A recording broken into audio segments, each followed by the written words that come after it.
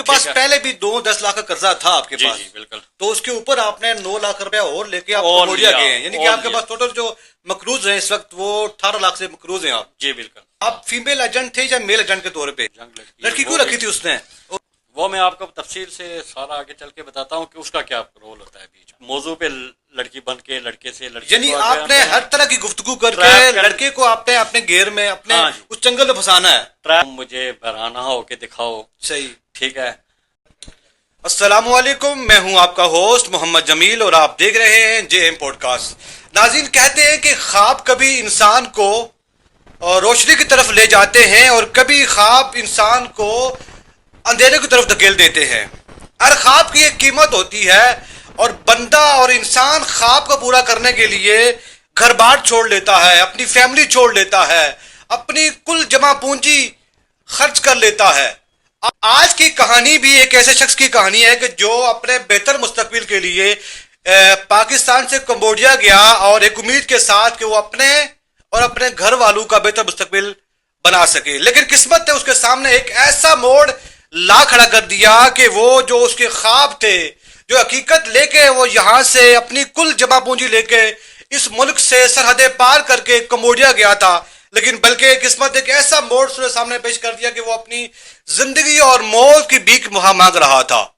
जिंदगी और मौत की भीख से और जिंदगी और मौत के उस कुएं से निकल कर ये कंबोडिया से पाकिस्तान किस तरह आया और यहां से लोग किस तरह कंबोडिया जाते हैं, और जो वहां पे एजेंट बैठे हैं, जो इंसानी रूप में दरिंदे बैठे हैं, जो यहां से पाकिस्तान से बंदूकों, इंडिया से बंदूकों और डिफरेंट कंट्रीज से जो बंदूक को स्मगल करके और बंदूक को यहां से ट्रांसफर करते हैं, यानी कि बंदे की कीमत लगाई जाती है और जो बंदे को यहां से लेके कंबोडिया जाते हैं। और ये कहानी सिर्फ एक फर्द की नहीं है, बल्कि ये कहानी उन हजारों लोगों की कहानी है कि जो रोजगार की तलाश में यहां से पाकिस्तान से सरहदें पार करके किसी दूसरे कंट्रीज में जाते हैं, फिर वहां जाकर उनके साथ जुल्म होता है, उनके साथ एक दो नंबरी होती है। और लेकिन जो ये वाकया है कंबोडिया का, जो इस वक्त पूरी मीडिया पे भी है और लोगों ने इसको बड़ा हाईलाइट किया हुआ है, आज हमारे साथ एक ऐसा बंदा मौजूद है कि जो यहां से 9.5 लाख रुपए लगा के कंबोडिया गया अपने ख्वाब पूरा करने के लिए, अपनी फैमिली को बेहतर मुस्तकबिल देने के लिए कंबोडिया गया, लेकिन किस्मत ने साथ नहीं दिया और बल्कि उस दरिंदे इंसान ने इसके साथ क्या जुल्म किया, क्या कहानी है, सुनते हैं। अस्सलाम वालेकुम सर, क्या हाल है? ठीक है आप? वालेकुम सलाम, ठीक है आप?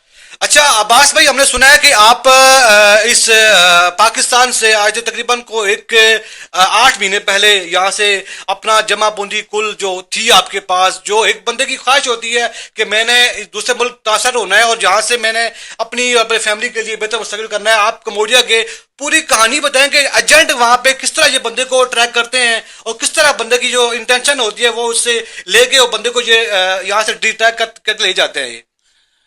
बहुत शुक्रिया जमीर साहब, आपने मुझे आज बुलाया अपने प्लेटफॉर्म पे और मुझे बात करने का मौका दिया। मैं आपको आज तफसील के साथ बताता हूँ कि क्या रुदात हुई मेरे साथ, क्या बीती। हुआ ऐसे कि मैं जॉब कर रहा था। जॉब करते कुछ 2 साल पहले की बात करें तो मैं भी कुछ क्राइसिस का शिकार हो गया, जिसमें मेरे ऊपर काफ़ी सारा कर्जा चढ़ गया। वो छोड़ के फिर दोबारा मैंने जॉब को कंटिन्यू किया, लेकिन मैं कर्जे के थले काफ़ी ज़्यादा था मेरे ऊपर। तो उसको उतारने के लिए हर बंदे की तरह मैंने भी सोचा कि चलो बैरून मुल्क चलते हैं। ऐसे ही है, तो कोई अच्छी सी कमाई करते हैं, कर्जा भी वापस उतारते हैं और घर वालों की भी एक अच्छी जिंदगी देते हैं, ख्वाहिश पूरी करते हैं। उसी सिलसिले में मैंने एक एजेंट था लाहौर में, मैं उसका नाम भी लेना चाहूँगा, अल हजवेरी ट्रैवल एजेंसी। अच्छा, उसकी फोटो अगर है तो हम उसको नीचे चला सकते हैं, अगर आपके पास है तो? नहीं, मेरे पास उसकी फोटो तो नहीं है जी। ठीक है, लेकिन उसका नाम है मेरे पास। वो वो बैठता है, उसका ऑफिस है लाहौर में, बड़ी मशहूर जगह पे। सही, ठीक है, अल हजवेरी उसका नाम है कंपनी का। ठीक है। और उस आदमी का नाम भी मेरे जहन में था, लेकिन अभी जो नहीं जहन में मेरे। सही। तो उससे के साथ मेरा रब्ता हुआ और कुछ ही अरसे बाद उसने मुझे एक दिन कॉल की कि आपके लिए एक बहुत अच्छा वीज़ा है। ठीक है, डाटा एंट्री ऑपरेटर का। तो वो अगर आप जाना चाहते हैं तो आप इंटरव्यू दे दें। तो मैंने उसको पूछा कैसे इंटरव्यू देना है, कितना खर्चा है। उसने मुझे बताया कि तकरीबन 7 लाख रुपए का खर्चा होगा और बस आपका ऑनलाइन इंटरव्यू होगा। सही। टाइपिंग स्पीड आपकी देखी जाएगी, ये वो आप एक वीडियो बनाएं टाइपिंग की, ठीक। और इंग्लिश में अपना कोई तारुफ कराएं और वो वीडियो भेज दें। सही। तो मैंने बड़ी उम्मीदों के साथ उसको ये वीडियो बना के भेज दी। ठीक। और उसने मुझे दूसरे दिन बताया कि भाई मुबारक हो, आप पास हो गए, माशाल्लाह। तो आप पैसों का अरेंज करें। सही। तो इंशाल्लाह आपको बस 10-15 दिन में हम आपको कंबोडिया पहुंचा देंगे। सही। बस लोगों वही उम्मीद लेके मैंने लोगों से और कर्जा मांगा। सही। आपके पास पहले भी 10 लाख का कर्जा था आपके पास? जी बिल्कुल। तो उसके ऊपर आपने 9 लाख रुपया और लेके आप और कंबोडिया लिया, गए हैं, यानी कि आपके पास टोटल जो मकरूज हैं इस वक्त वो 18 लाख से मकरूज हैं आप? जी बिल्कुल। तो वो लेने के बाद मैंने मजीद लोगों से पैसे मांगे, पैसे जमा किए, एजेंट को भेजे, उसने जी मेरा वीज़ा मुझे दे दिया। सही। कंबोडिया का उसने मुझे वीज़ा दिया। कंबोडिया को मैंने थोड़ा सा सर्च भी किया, जब वीज़ा लगा यूट्यूब पे ये वो, तो मुझे काफ़ी ऐसी बातें नजर आई कि जो वहाँ पे नहीं जाना चाहिए, स्कैम के हवाले से आगे पीछे। लेकिन जब मैंने उससे बात की तो उसने मुझे बड़ा मुतमईन किया, कहता नहीं भाई आपका ऐसा काम ही नहीं है, आपका काम है डाटा एंट्री का। ठीक। सिंपल आपने एक डाटा एंट्री करना है कंपनी। अच्छा, आप ये बताएंगे जब यहाँ से आप मूव कर गए, चलो आपने कर्जा लिया, एजेंट के थ्रू जो प्रोसेस होता है उसको आपने कंप्लीट किया, आप यहाँ से कंबोडिया के एयरपोर्ट पे उतरे, उसके बाद प्रोसेस शुरू हुआ, वो क्या हुआ? देखें, जब हम यहाँ से गुजरने के बाद जब हम कंबोडिया एयरपोर्ट पहुंचे हैं तो वहां पे एक एजेंट था जिसका नाम था जासम। जासम, जो वो कंबोडियन था? कंबोडियन नहीं था, वो पाकिस्तानी था। पाकिस्तानी था, ठीक। पंजाब के किसी जिले का रहने वाला था, उसका नाम था जासम। सही। उसने मुझे वहां से रिसीव किया। रिसीव करने के बाद मेरे साथ और भी 4-5 लड़के वहां पे जाके मुझे पता चला कि वो भी आए हुए हैं मेरे साथ ही। ठीक। हम सबको उसने गाड़ी में बैठाया, हमें कंबोडिया के दारुल हुकूमत है, ठीक है, उसमें एक होटल में ले गए। ठीक। अब होटल में हम पहुंचे हैं, वहां पे उसने हमें एक होटल का कमरा दिया कि यहाँ पे आप रहें। सही। हम वहां पे रहे, 1 दिन रहे, 2 दिन रहे। 2 दिन बाद उसने आके हमें कहा जी कि आज रात को हमने कंपनी में इंटरव्यू देने जाना है। ठीक। अच्छा, आपका कोई अग्रीमेंट नहीं हुआ था कि आप अब जो बंदा यहाँ से बाहर जाता है तो वो उसके पास पहले जॉब का ऑफर होती है, तो आप किस बेस पे गए थे कि वहां जाके जॉब सर्च करनी है आपने? नहीं, जॉब हमें ये बताया गया था कि आपको वहां पे जाके इंटरव्यू आपका हुआ है। ठीक। एक आपका थोड़ा सा इंटरव्यू होगा वहां पे कंपनी में, ठीक है, फिर से, और उसके बाद आपको वहां पे जॉब लग ज्वाइनिंग हो जाएगी आपकी। ठीक है, सही। तो उसी सिलसिले में उसने कहा जी कि हमने जाना है इंटरव्यू देने के लिए आज। तो रात को तकरीबन 6:30 कंबोडिया के टाइम के मुताबिक 6:30-7 बजे वो आया है। उसने हमें गाड़ी में बैठाया और हमें लेके चला गया। कम से कम भी 3-4-5 घंटे की ड्राइव पे हम एक जगह पे पहुंचे हैं, कोई पता नहीं है वो कौन सा शहर है। ठीक। तो रात अंधेरी थी, तो हम उधर पहुंचे हैं। वहाँ पे अंदर एक अजीब ही दुनिया थी। ठीक। ठीक है, वहाँ पे लोग आ रहे थे, जा रहे थे, बैठे हुए थे, कोई परेशान थे, कोई खुश थे, बस बुरे हालात थे। हमने वहाँ पे सही देखा, फिर बड़ा तफ्तीश हुई कि ये कैसा जगह है, हम क्या करने आए हैं। सही। लेकिन बहरहाल हम चले गए, तो हमने सोचा आप इंटरव्यू देते हैं तो पता चलता है क्या होता है जी। वहाँ पे हमारा इंटरव्यू हुआ, उन्होंने हमें नहीं रखा। ठीक है, वहाँ से हम वापस आ गए। ऐसे ही 2-3 दिन ये सिलसिला चलता रहा। ठीक है। तीसरे दिन ही हम वहीं पे कंबोडिया के दारुल हुकूमत है, वहीं पे उसी के शहर में एक हमारी जॉब होगी। सही। हम अब बाइक लेके अंदर चले गए, हमें पहुंचा दिया गया। पहला दिन था हमारा, जब तो हम पहुंचे हैं तो हमें काम की तफसील बताई गई कि आपने ये करना है। तो तब हमें एहसास हुआ कि तो हम तो बड़े अजीब से काम में फंस गए हैं। बेसिकली अब काम था क्या वहाँ पे, वो थोड़ा सा बताएं डिटेल में कि वही मैं बताने की तरफ आ रहा हूँ कि वहाँ पे फिर जब हमने पहला दिन स्टार्ट किया तो उन्होंने हमें बताया कि भाई आपने लोगों के साथ बात करनी है। क्यों करनी है ठीक बात? है, वही बता रहा हूँ कि जब हमें दिया गया एक इंडियन प्लेटफॉर्म। सही। ठीक है, कि आपने इंडियन प्लेटफॉर्म पे लोगों को बताना है कि हम कोई ऐसी वेबसाइट है, इसमें हमारी ये चीज़ें हमने सेल करनी होती हैं। ठीक है, ये आप भी करें, इसमें प्रॉफिट होगा। ठीक। हालांकि उसका कोई बैकग्राउंड नहीं होता। आप फीमेल एजेंट थे या मेल एजेंट के तौर पे? नहीं, वो फिर यहाँ पे भी ये स्टोरी है कि वहाँ पे जो व्हाट्सएप जो बनाए देते हैं, जो हमारे 2-3 दिन की ट्रेनिंग के बाद हमें एक ऑफिशियल व्हाट्सएप दिया गया। सही। एक कंप्यूटर दिया गया, उसके साथ एक मोबाइल अटैच होता था। तो उसमें पता चला कि उन्होंने हमें बताया कि भाई आप अपनी अपनी मर्जी का इंडियन कोई लड़कियों के नाम आप सोचें।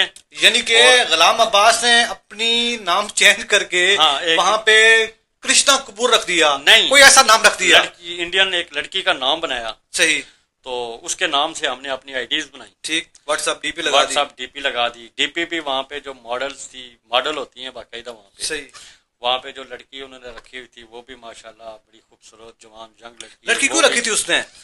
वो मैं आपको तफसील से सारा आगे चल के बताता हूँ कि उसका क्या रोल होता है बीच में। ठीक, तो पहले दिन हमने काम स्टार्ट किया था, काम ये करना है जी कि इंडियन लोगों को एंगेज करना है अपने साथ, ठीक, ठीक है, उनको प्यार मोहब्बत की उनके साथ बातें करनी है, उनको अपने साथ मिलाना है, ठीक है, उनको एक यकीन दिलाना है कि आप उसके रियल फ्रेंड हैं, सही, और आगे चल के आप उससे शादी भी करेंगे, बिजनेस भी करेंगे इकट्ठे, यानी कि उसको लालच में लाना है, आपने उसको ग्रैब करना है, हाँ, ट्रैप करना है सही तरीके से। ठीक, जब आप उसको एक हफ्ते तक ट्रैप कर लेंगे तो फिर आपने उसको अपने जो आपके काम के मकासद हैं वो आप उसके सामने रखने हैं, ठीक, कि मैं ये काम करती हूँ ऑनलाइन, आप भी करें, इसमें ये प्रॉफिट होगा, ये होगा, वो होगा। हालांकि ये सारा फेक होता है, वो एक ही रूम में सारे बैठे, यानी कि एक ही ऑफिस के अंदर आपके वो स्टोर मैनेजर भी थे, जो ऑर्डर लगाने वाले भी थे, हाँ, वो सारे एक ही कमरे के अंदर था, बैठे हुए थे। और मुझे सबसे बड़ी हैरत की बात ये लगी कि कंबोडिया जो कि एशिया के दूसरे नुक्कड़ पे है, तो हम इंडियन प्लेटफॉर्म पे काम कर रहे हैं और वहां पे इंडिया की सिमें भरी पड़ी हैं। अच्छा, हाँ, और हमारे नंबर भी इंडियन हमें मिले। आप इंडियन एजेंट थे? हम इंडिया में ट्रैप, हम यानी कि इंडिया में बैठे इंडिया के लोगों के साथ स्कैम कर रहे हैं उनकी नजर में। ठीक, तो ये एक बहुत मुनज़्ज़म किस्म का फ्रॉड था, ठीक, जिसमें हम फंस चुके थे। अच्छा, अब वो जो एजेंट होता है वो लेके जाता है, आपका इंटरव्यू जब पास हो जाता है तो वो एजेंट $2000 के एवज वो आपको वहां पे सेल कर देता है, यानी आपको भेज देता है उन चाइनीज के अंडर।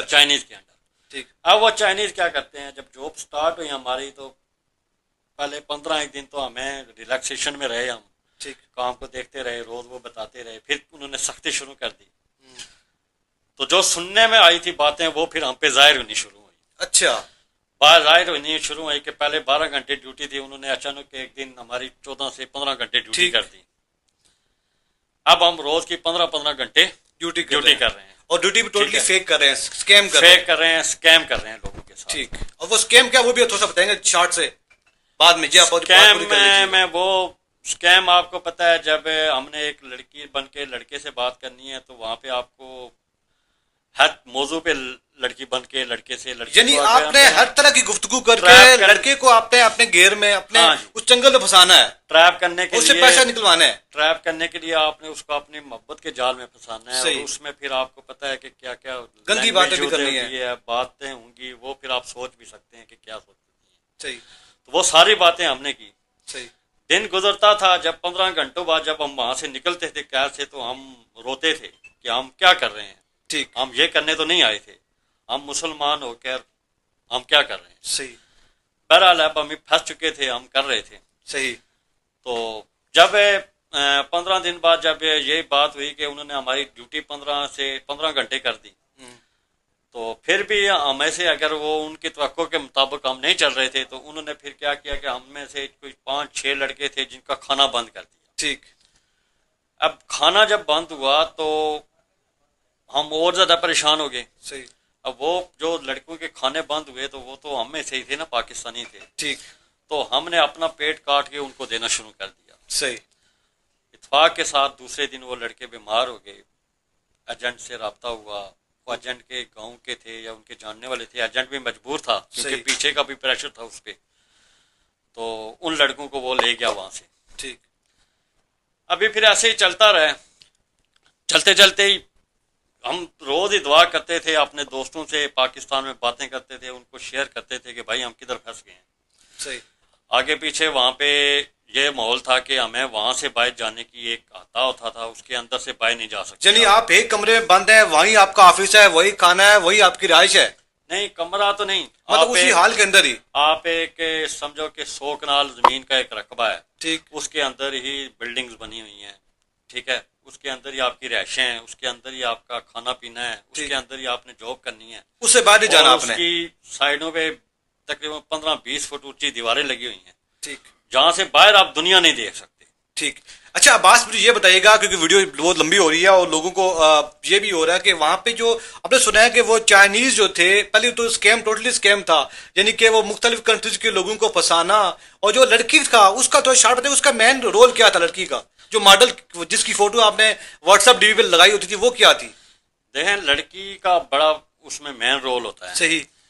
क्योंकि पूरा जो एक दफ्तर होता है जिसमें 40, 50, 100, 200 लड़के काम कर रहे होते हैं, वो उस लड़की की डीपी के ऊपर, उसी के फेस के ऊपर सारा काम कर रहे होते हैं। ठीक। उसका काम ये होता है कि हमने जब लड़के के साथ बात करनी है तो लड़का एक दिन मैसेज करेगा, दूसरे दिन मैसेज, तीसरे दिन वो कहेगा मुझे तुम अपना चेहरा भी दिखाओ। ठीक, ऐसे ही मैं होता है। तुम्हारे साथ वीडियो बात करना चाहता हूँ। ठीक, यानी आप तुम वही हो या कोई फेक हो? हाँ, फेक हो। ठीक। अगर आप बात नहीं कराएंगे तो वो आप पे ट्रस्ट नहीं करेगा। ठीक।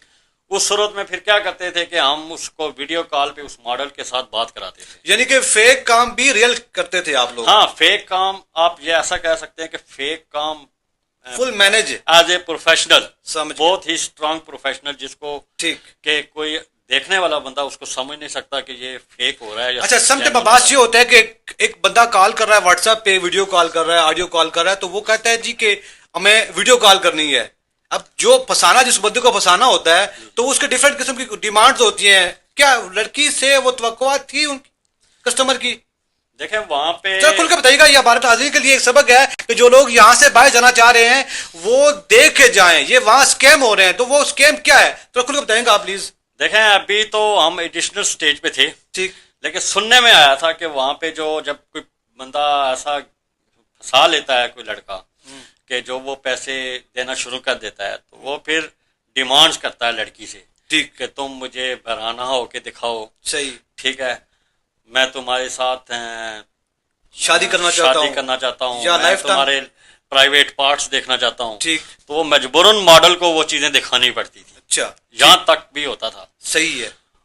उसके अलावा वहां पे फिर तीसरी स्टेज ये भी थी कि हमारे साथ तो खैर अल्हम्दुलिल्लाह नहीं हुआ, हम बचत में रहे। तो वहां पे ये हुआ है कि वहां पे मारते भी थे, करंट भी लगाते थे। अब वहां पे जो हमारे सिक्योरिटी गार्ड थे जो हमारे दफ्तर में थे, उनके हाथों में भी करंट वाली स्टिक्स होती थी जो आपको मारते थे। ठीक है, हमें नहीं मारा, तो जो आपके सामने बंदूक को मारा गया। ठीक है। तो वो स्टिक्स जो है ना, उनसे करंट लगता था और वो बड़ा शदीद झटका लगाते थे वो। अच्छा, काम भी लेते थे और उसके बाद वो आपको मुख्तलिफ किस्म की अजियत भी देते थे? ये अजियतें भी देते थे, और सबसे मेन बात वहां थी कि ये इतने सारे तकालीफ बर्दाश्त करने के बाद भी आपको तनख्वाह की कोई गारंटी नहीं है कि आपको सैलरी मिलेगी वहां। सही। उसके लिए आपको बहुत हैवी टारगेट मिल जाते हैं। ठीक। अगर वो अचीव नहीं करते हैं तो वो आपको 1 महीना देखेंगे, नहीं काम कर रहे हैं तो वो आपको वहीं पे साथ दूसरे ऑफिस में भेज देंगे। ठीक। ठीक है, वहां से तीसरे ऑफिस में भेज देंगे। ठीक। अब वहां से अगर आप काम नहीं कर रहे हैं तो वो आपको मारते भी हैं, बेचते भी हैं, लेकिन आपको बाहर नहीं निकाल सकते आप वहां से। ठीक। बाहर आने का एक ही तरीका होता है कि आप या फिर $2000 उन $2000 उनको दें। ठीक। अब अगर गरीब बंदा यहाँ से जा रहा है तो उसके पास $2000 कहाँ से आएगा? वो देगा। यानी कि आप चाह रहे हो कि आप $2000 के एवज उस एजेंट ने आपको सेल कर दिया था जी। अगर वहां से आपने वापस निकलना है तो आपके पास $2000 होना चाहिए, तब आप वहां से जंगल से बाहर निकलेंगे। एक तरीका $2000 लेके आप बाहर आ सकते हैं, और दूसरा तरीका ये कि एजेंट आपका आए, वो आपके बदले में कोई और बंदा दे। ठीक। या फिर वो $2000 वापस रिटर्न करे। सही। तो फिर आप वापस बाहर आ सकते हैं, वरना नहीं आ सकते हैं। तो अभी जो शॉर्ट सा मैसेज लोगों को देंगे जो लोग यहाँ से कम्बोडिया जा रहे हैं, उनके लिए एक सेफ जगह है वो?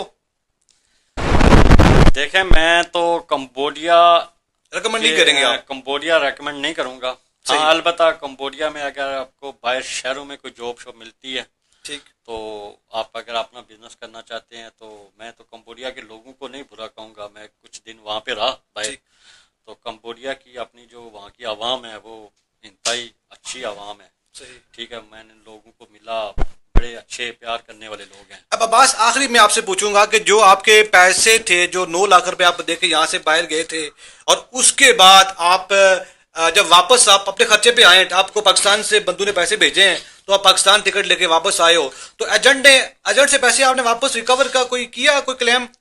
देखें जो सबूत है आपके पास? मैं जब वहां पे निकला वो भी मैं आपको थोड़ी सी शॉर्ट सी स्टोरी बता दूं। शॉर्ट से बताएंगे कि मैं वहां से निकला कैसे। ठीक।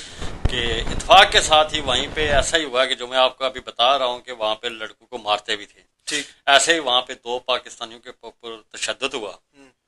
वो तशद्दुद इतना बड़ा कि लड़के लोलवान हो गए। सही। तो वो जब बाहर निकले तो वो पाकिस्तानी लड़कों का देख के खून, तो हर किसी का खून ने जोश मारा और वहां पे एक झगड़ा हो गया। ठीक। वो झगड़ा इतना तूल पकड़ गया कि वहां पे जो पाकिस्तानी थे, तकरीबन तो कंबोडिया के लोगों को नहीं बुरा कहूंगा, मैं कुछ दिन वहां पे रहा भाई, तो कंबोडिया की अपनी जो वहाँ की आवाम है वो इंतहाई अच्छी आवाम है। सही। ठीक है, मैंने लोगों को मिला, बड़े अच्छे प्यार करने वाले लोग हैं। अब अब्बास, आखिरी में आपसे पूछूंगा कि जो आपके पैसे थे, जो 9 लाख रुपए आप देके यहाँ से बाहर गए थे, और उसके बाद आप जब वापस आप अपने खर्चे पे आए, आपको पाकिस्तान से बंधु ने पैसे भेजे हैं, तो आप पाकिस्तान टिकट लेके वापस आए हो, तो एजेंट से पैसे आपने वापस रिकवर का कोई किया, कोई क्लेम?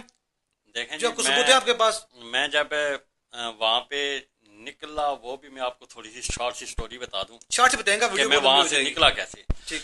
कि इत्तेफाक के साथ ही वहीं पे ऐसा ही हुआ कि जो मैं आपको अभी बता रहा हूँ कि वहां पे लड़कों को मारते भी थे। ठीक। ऐसे ही वहां पे 2 पाकिस्तानियों के ऊपर तशद्दुद हुआ। वो तशद्दुद इतना बड़ा कि लड़के लोलवान हो गए। सही। तो वो जब बाहर निकले तो वो पाकिस्तानी लड़कों का देख के खून, तो हर किसी का खून ने जोश मारा और वहां पे एक झगड़ा हो गया। ठीक। वो झगड़ा इतना तूल पकड़ गया कि वहां पे जो पाकिस्तानी थे, तकरीबन 400-500 पाकिस्तानी था, तो फिर उन्होंने एजेंट वहाँ के जो चाइनीज थे उनको मारा। ठीक है, वहां से फिर हम रात को तकरीबन 4-5 बजे हमने एजेंटों को राब्ते किए कि यहाँ पे झगड़ा हो गया, हमने काम नहीं करना, हमने पाकिस्तान जाना है, हमें बाहर ला के दें।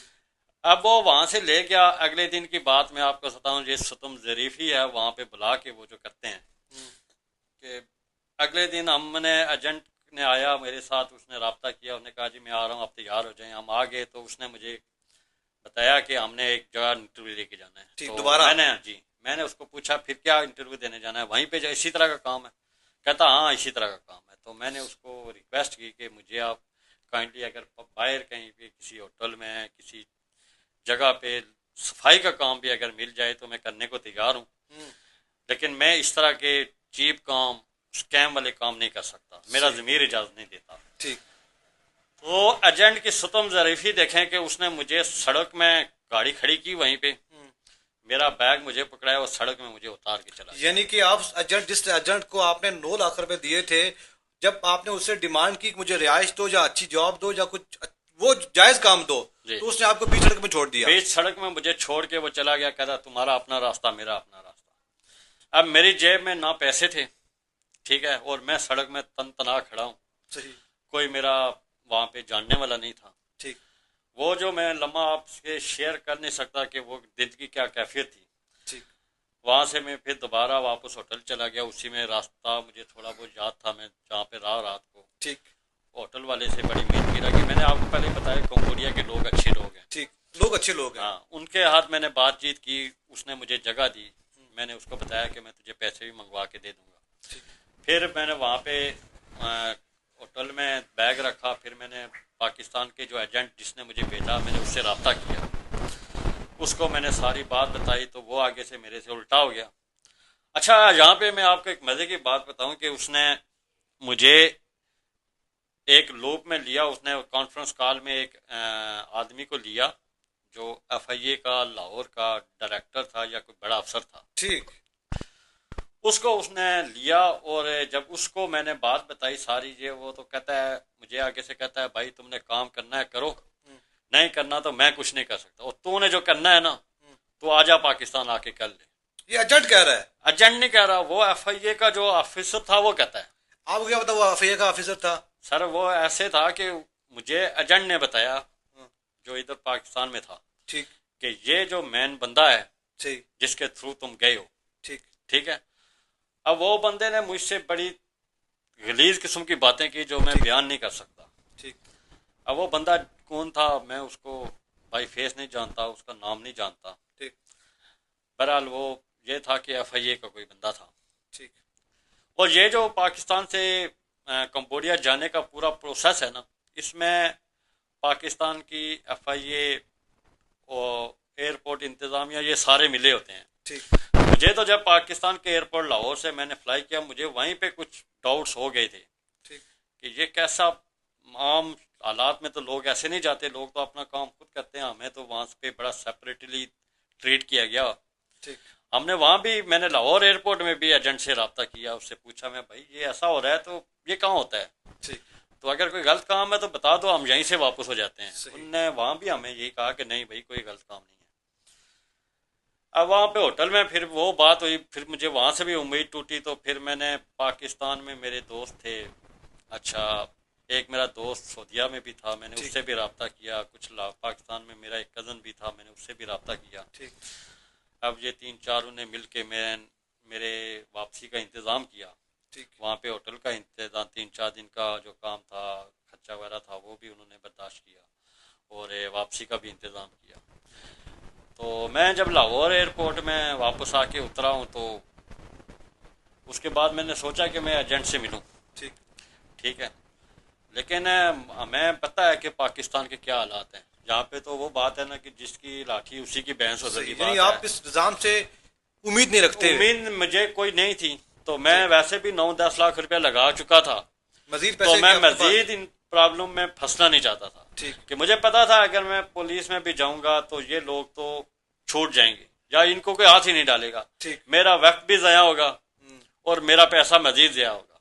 इसलिए मैंने चुप साधी और वापस रावलपिंडी आया, और यहाँ पे दोबारा से जॉब स्टार्ट कर दी। यानी अपनी जान के मान पा के आप वापस पाकिस्तान आ गए और जॉब कर रहे हैं। जी नाज़रीन, ये इनकी थी एक स्टोरी। ये एक बंदे की स्टोरी नहीं है, बल्कि ये हजारों लोगों की कहानी है, और हजारों लोगों के साथ ये जुल्म हुआ है, जो अपनी सारी जमा पूंजी लेके यहाँ से किसी मुल्क जाते हैं। स्पेशली कंबोडिया एक ऐसा मुल्क है कि जहाँ से स्कैमर पैदा होते हैं और यहाँ स्कैमर हैं। तो ये आपके लिए वीडियो थी कि आप जो नौजवान इस वक्त बाहर जाना चाहते हैं, किसी मुल्क जाना चाहते हैं, तो वो पहले उस मुल्क की डिटेल्स हैं, पहले जॉब की जो जेडीज हैं उसको पढ़ें, और उसके बाद अपने अपने प्यारों को छोड़ के अपने मुल्क जाइएगा। मुझे दीजिए इजाज़त, अल्लाह हाफिज़।